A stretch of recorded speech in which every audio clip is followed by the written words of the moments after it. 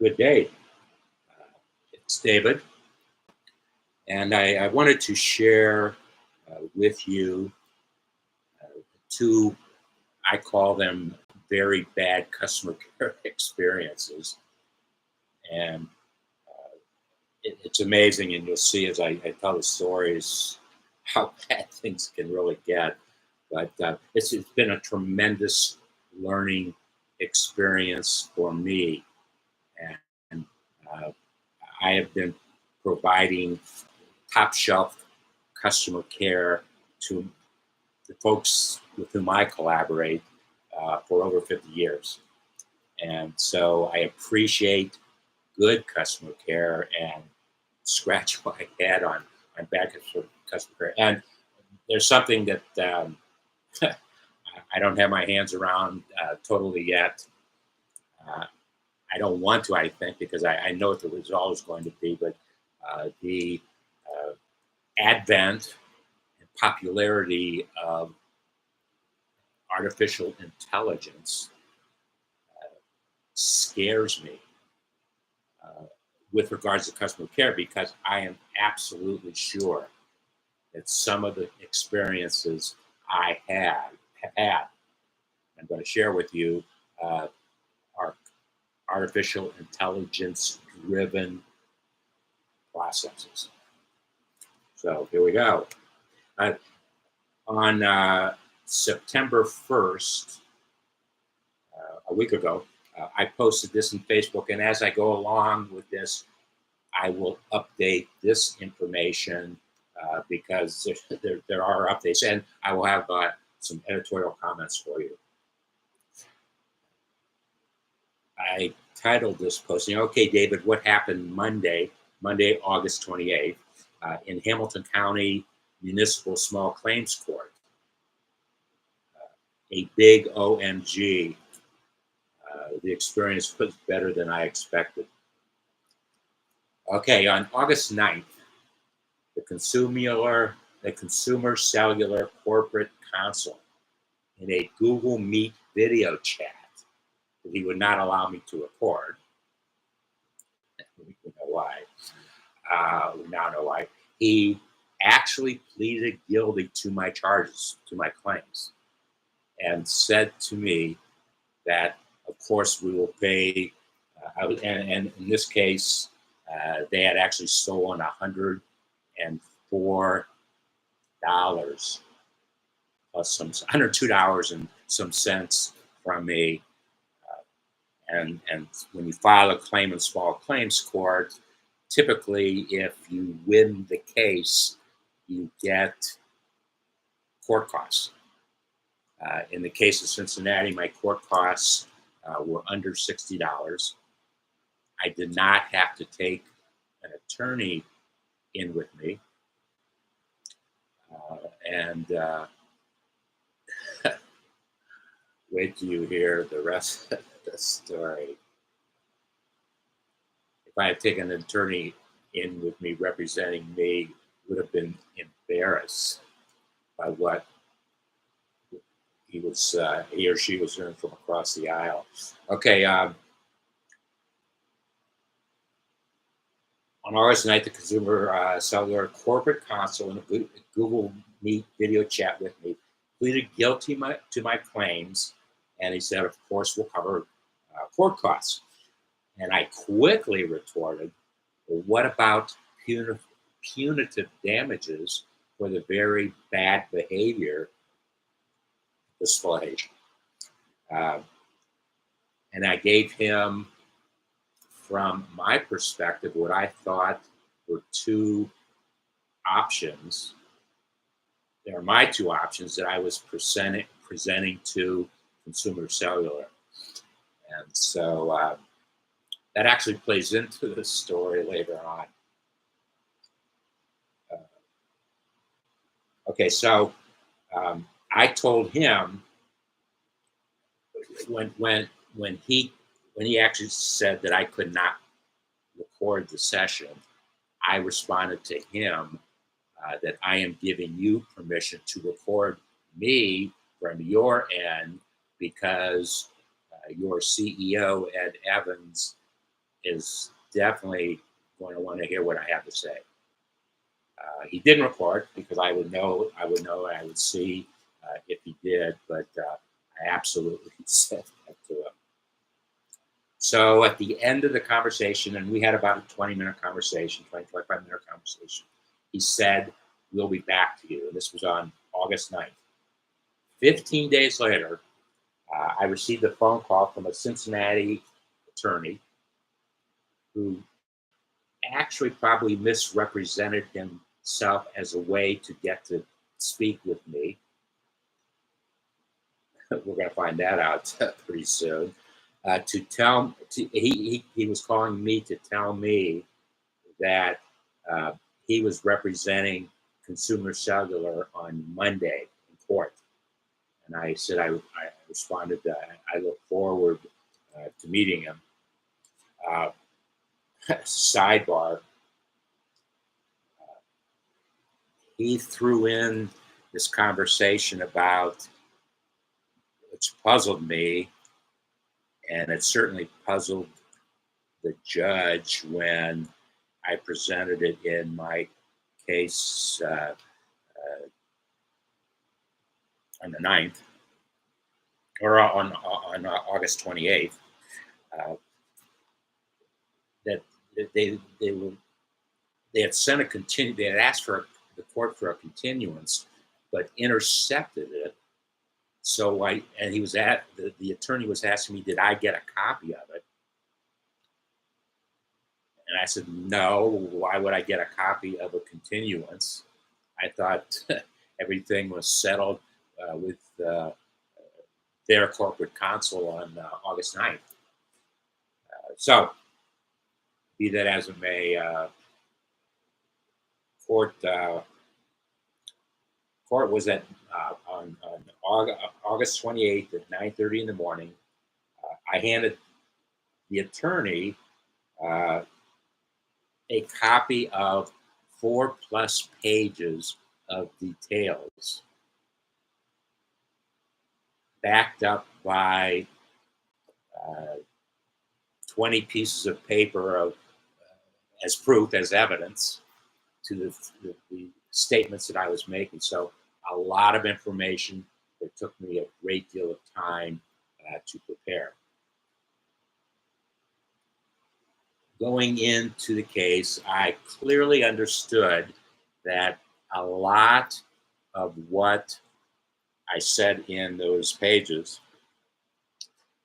was had no direct bearing on the case that was to be heard. I understood that, but I wanted somebody, no better person than the judge, and she might have been a magistrate in Hamilton County. It's a judge or a magistrate.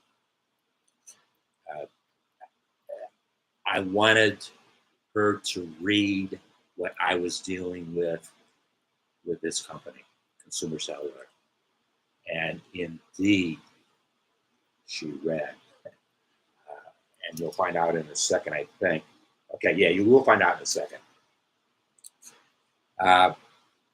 7 minutes into the hearing, after I had presented my evidence, the judge said to me that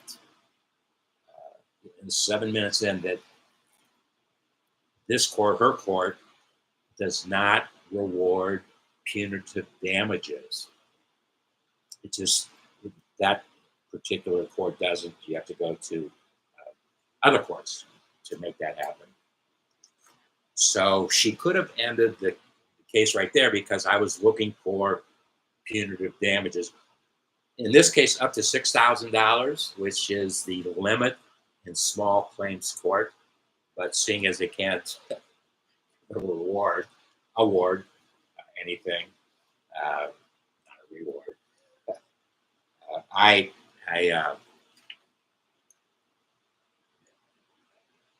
was amazed that the case continued for about 20 minutes more. very, very unusual for sure in small claims court.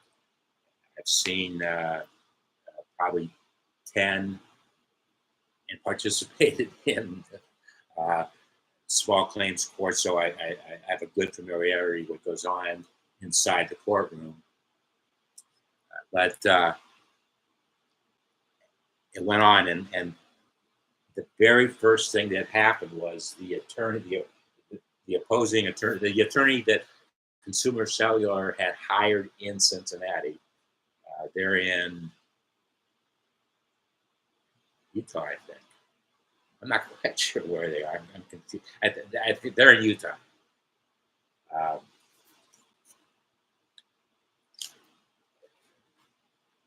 he asked the magistrate, if he could cross-examine me, which does not happen in small claims court. That's why he had to ask the judge, and then she had to ask me if it was okay. And I just, I smiled, and I said, yes. I look forward to the questions. So we went on, and what I learned, see what I said on Facebook. Oh, I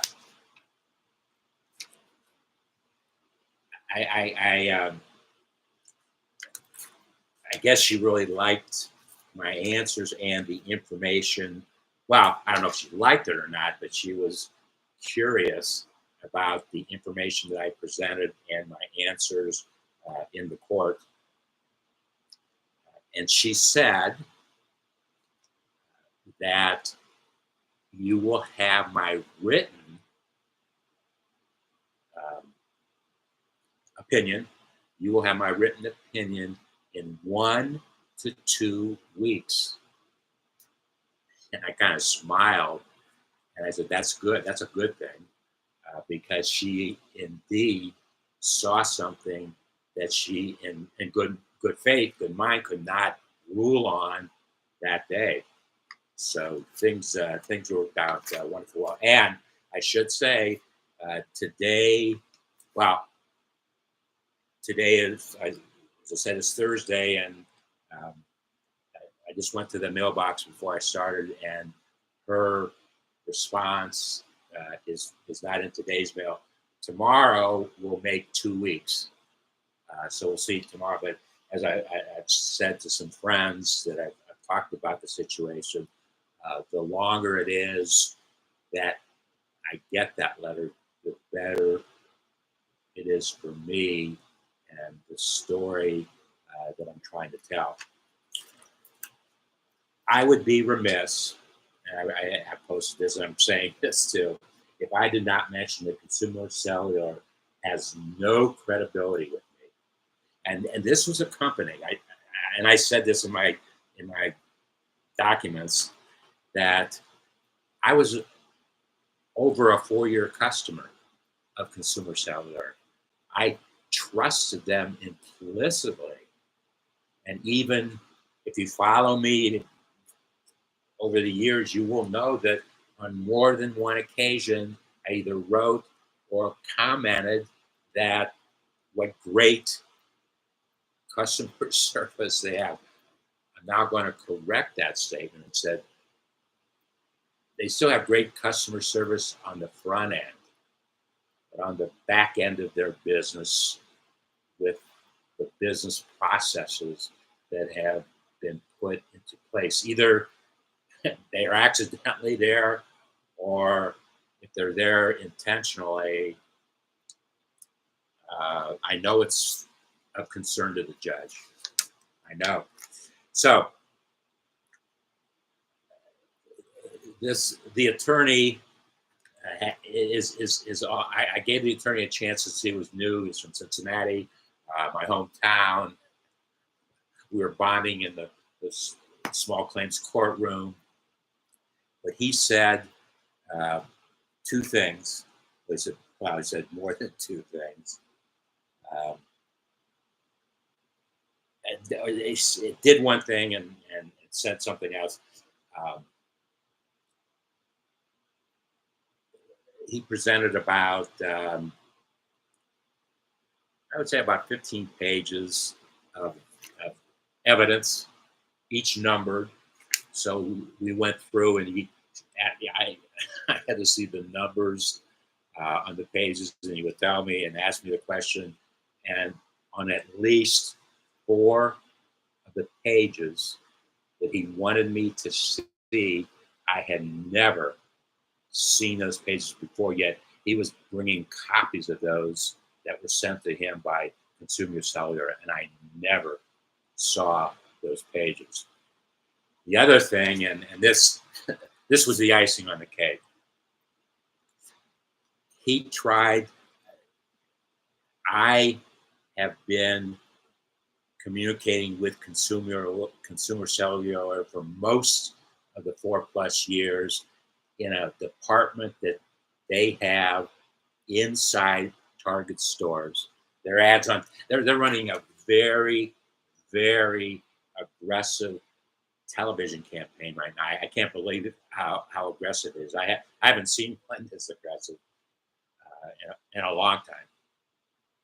And it's talking about the front end customer service. It's very clever. It's creative, but I know what goes on behind the doors.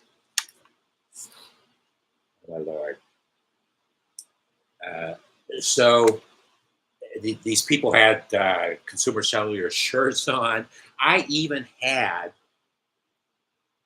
at least two 1/2 hour conversations with a Consumer Cellular call center someplace inside from the Target store, and even was on the phone 20 minutes with Cherokee, who identified herself as a customer care supervisor, and we went back and forth for about 20 minutes. Um, I gave her a very, very simple solution, a very simple solution, which she was a fool not to have done, because I'm going to tell you the rest of the story. So, about the attorney, he questioned or raised the issue whether or not Consumer Cellular had phone departments inside Target stores. I looked at him, couldn't believe that he was saying that.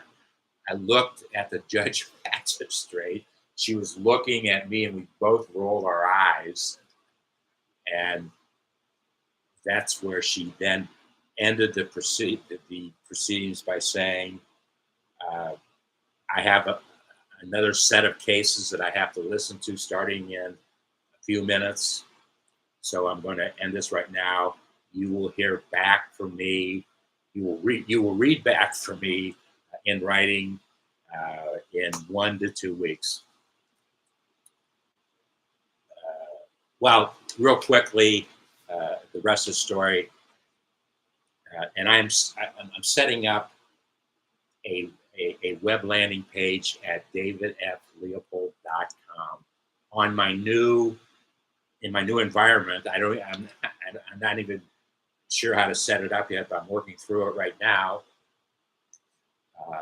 But it's on Google sites that I do know.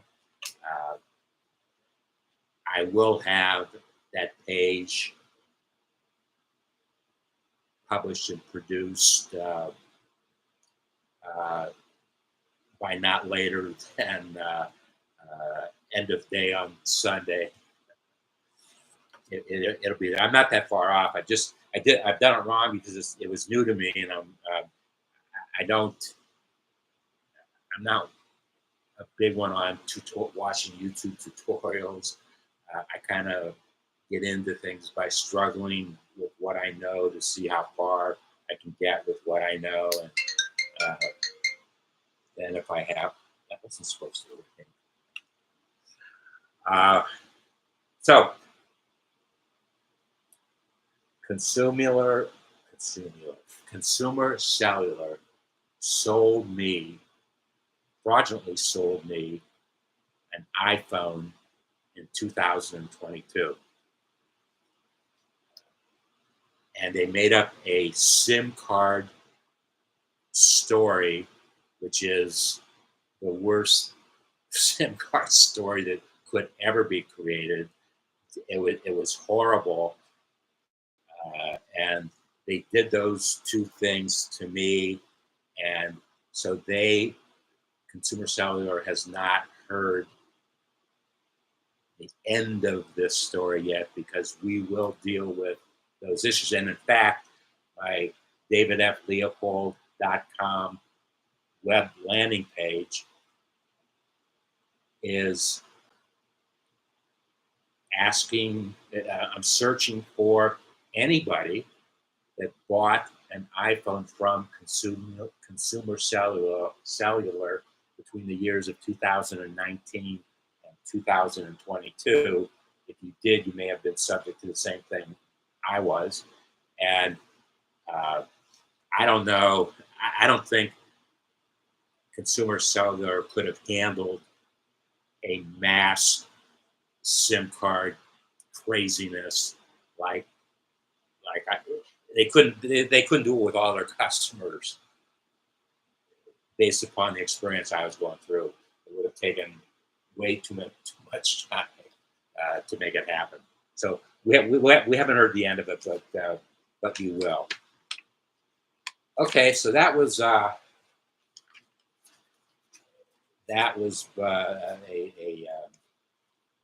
recap story of my situation, my experience, I can't say that it's been fun, but it has been a tremendous learning experience. And I am obligated to share those learning experiences with other folks. And that's one reason why I'm producing this video. Okay, yesterday I overnighted a priority return receipt letter to the GoDaddy legal department located in Tempe, Arizona. Subject line, bold letters, I need protection, in capital letters, from your system, capital letters, now, capital letters, to whom it may concern.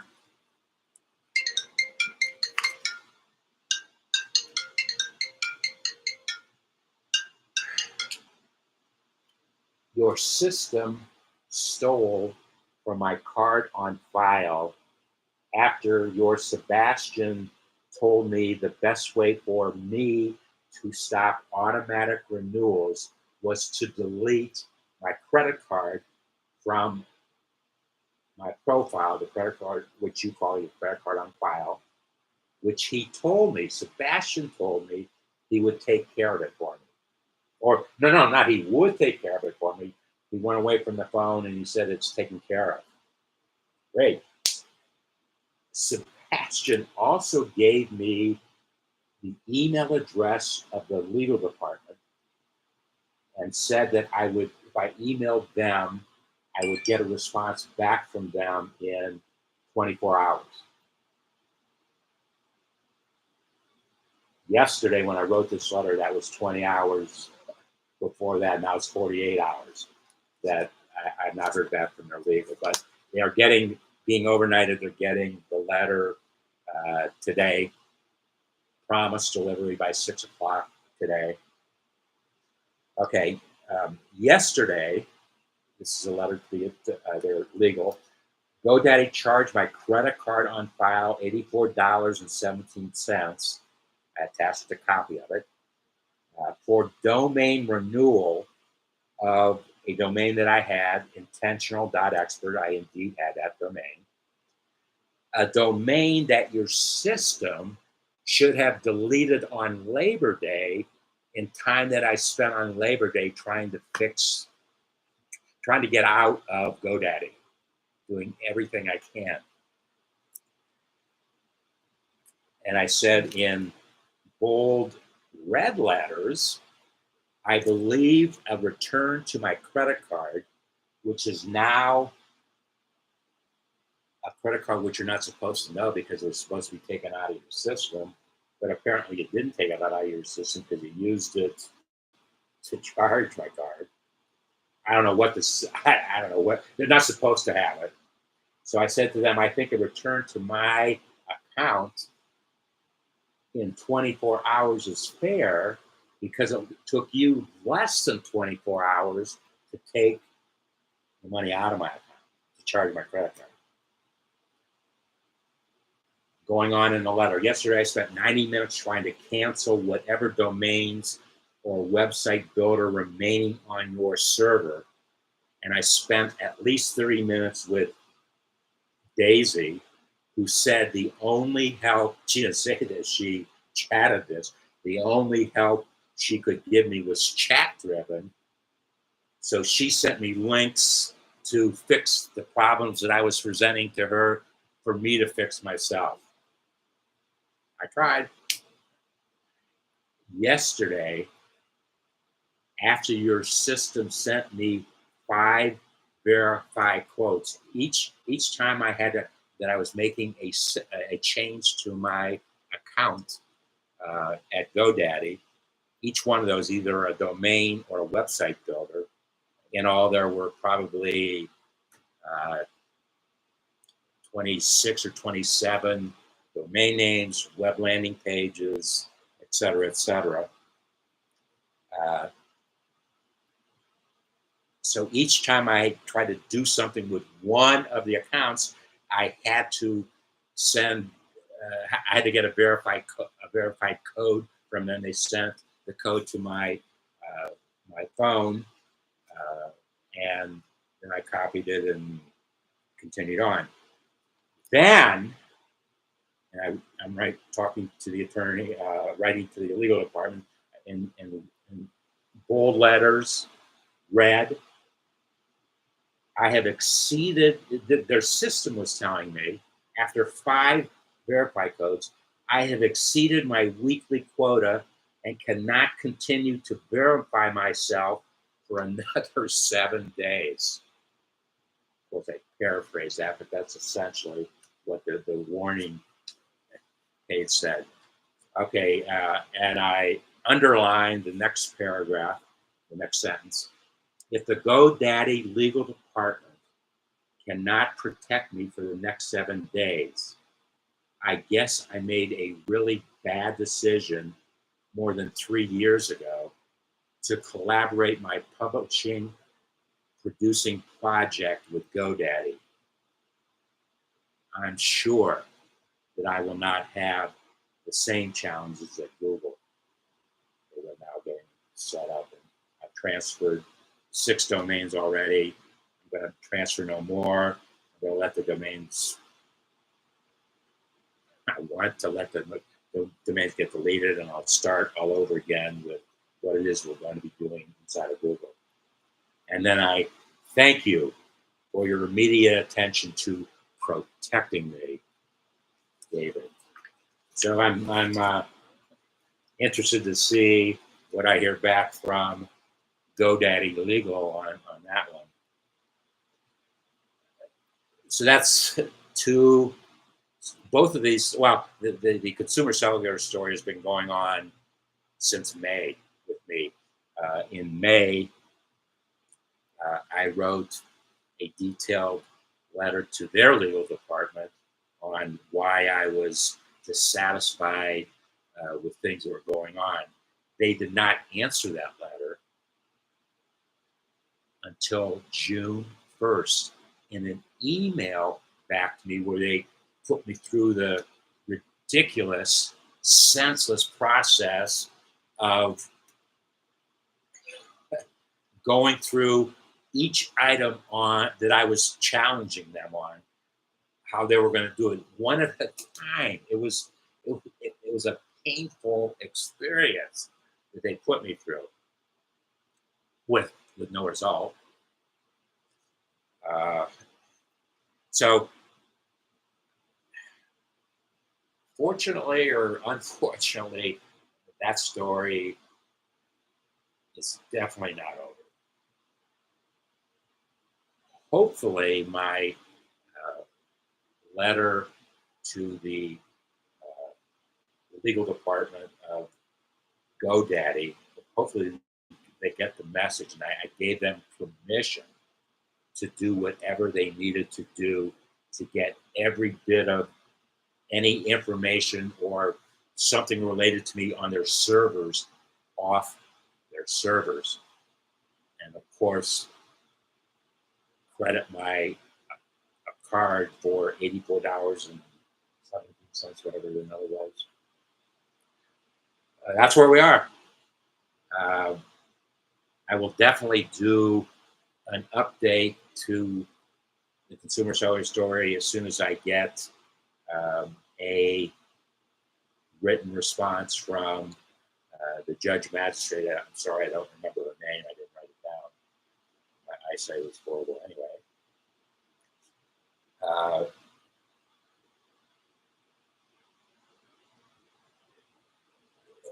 if it doesn't come tomorrow, I will place a phone call to, if I can get to her number, I will. If not, just the offices of the small claims court, tell them that Judge Magistrate had committed to a decision in writing in 1 to 2 weeks.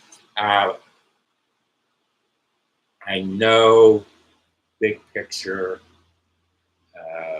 was on some of the judges' mind.